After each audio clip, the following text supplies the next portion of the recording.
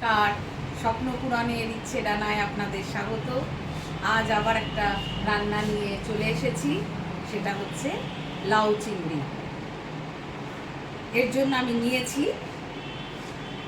একটা মাঝারি সাইজের লাউ, এইভাবে লম্বা করে টুকরো করে নিয়েছি, টুকরো করে ধুয়ে নিয়েছি। আর নিয়েছি টমেটো কুচি, কিছুটা চিংড়ি মাছ, কিছুটা লঙ্কা কুচি, কিছুটা ধনেপাতা কুচি, আর একটু আদা, আর দুটো গোটা কাঁচা লঙ্কা। লাউ রান্না করতে গেলে কড়াইয়ে আপনি যখন লাউটা দেবেন তখন প্রচুর পরিমাণে জল বার হয়। আমি সেই জন্য লাউটাকে প্রথমেই একটু ভাপিয়ে নেব, সামান্য একটু নুন দিয়ে লাউটা ভাপিয়ে নেব, তারপর একবারে মশলা কষিয়ে দিয়ে দেব।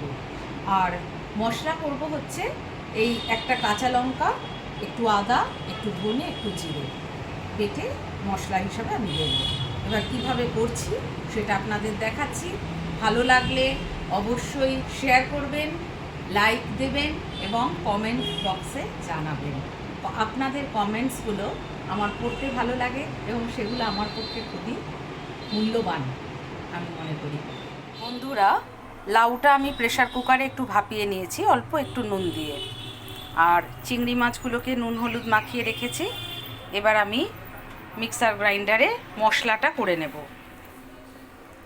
আমি প্রথমেই একটু আদা দিয়ে দিচ্ছি, একটা দেব কাঁচা লঙ্কা, আর দেব 1 চা চামচ জিরের গুঁড়ো, আরও 1/2 চামচ জিরের গুঁড়ো, আর দিচ্ছি 1 চা চামচ ধনের গুঁড়ো, আরও 1/2 চামচ ধনের গুঁড়ো। 1 চা চামচ বলবো না, এগুলো একটু ছোটোই চামচ। আর সামান্য একটু, খুব সামান্য একটু লাল লঙ্কার গুঁড়ো দিচ্ছি। লাউ খুব ঝাল হলে খেতে ভালো লাগে না, লাউ যেহেতু ঠান্ডা করে শরীরটাকে, সেই কারণে লাউটা একটু মিষ্টি মিষ্টি হলেই ভালো লাগে। এবার আমি মশলাটা করে তারপর দেখাচ্ছি। প্রথমে কড়াইতে অল্প তেল দিয়ে চিংড়ি মাছগুলো হালকা করে ভেজে নেব।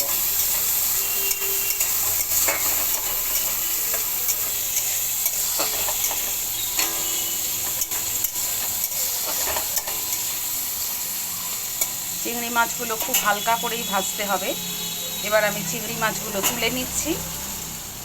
কড়াইয়ে আবারও কিছুটা তেল দিয়ে তেলটা গরম করে নিয়েছি।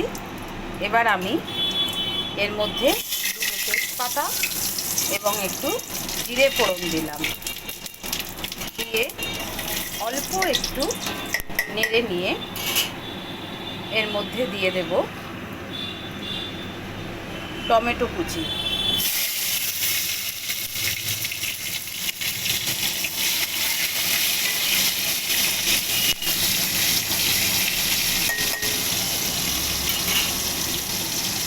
এরপর দেব বাটা মশলাটা।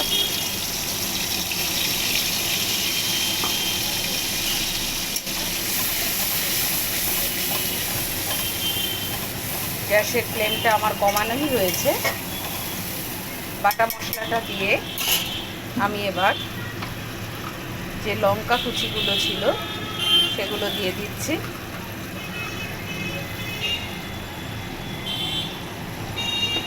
এবার দেব হলুদ গুঁড়ো,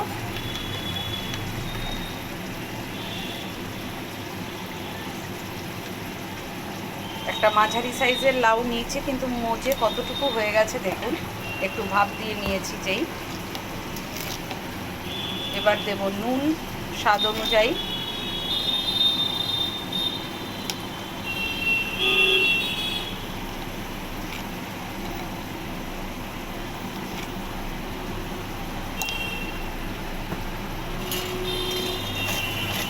মশলাটা একটু নেড়ে দিচ্ছি।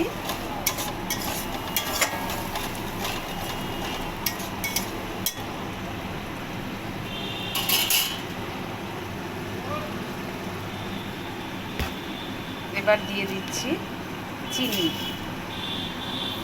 আমি বলেছি এইগুলো একটু মিষ্টি মিষ্টি হলেই ভালো লাগে। যাদের সুগারের প্রবলেম আছে তারা অবশ্যই চিনিটা দেবেন না।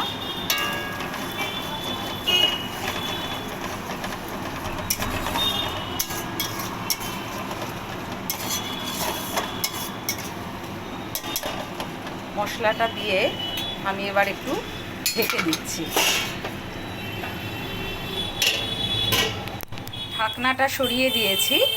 এবার মশলাটা আরেকবার একটু নেড়ে এবার এর মধ্যে আমি লাউগুলো দিয়ে দিচ্ছি। পুরো লাউটাই দিয়ে দিচ্ছি। সঙ্গে দেব চিংড়ি মাছটা। এবার একটু গ্যাসের ফ্লেমটা বাড়িয়ে দেব। এবার ভালো করে মিশিয়ে নিতে হবে। দেখুন ভাপ দেওয়ার পরেও কতটা জল বেরিয়েছে। আমি কিন্তু লাউটা ভাপ দেওয়ার সময় এক ফোঁটাও জল দিইনি, কিন্তু তাতেও দেখুন কতটা জল বেরিয়েছে। এবার সব মশলার সাথে লাউটাকে ভালো করে মিশিয়ে দিতে হবে। মিশিয়ে আবার আমি ঢাকা দিয়ে দেব এই জলটা মজে যাওয়ার জন্য। আমাকে আর কোনো মশলাই এর মধ্যে দিতে হবে না, সমস্ত কিছু দেওয়া রয়েছে। এবার জলটা শুকিয়ে এলেই আমি ধনেপাতা দিয়ে নামিয়ে নেব। কত তাড়াতাড়ি রান্নাটা হয়ে গেল।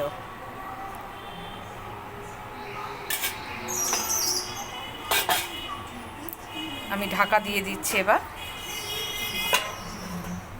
চিংড়ি মাছ দিয়ে লাউ ঘন্ট দেখুন একদম রেডি। এবার আমি একটু ধনেপাতা কুচি ছড়িয়ে দিচ্ছি, দিয়ে আরেকবার নেড়ে গ্যাসের ফ্লেমটা আমি বন্ধ করে দেব।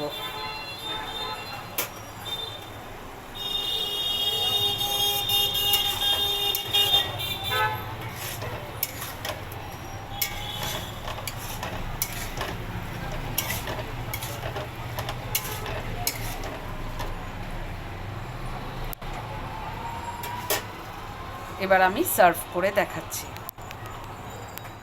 চিংড়ি মাছ দিয়ে লাউ ঘন্ট দেখুন হয়ে গেছে।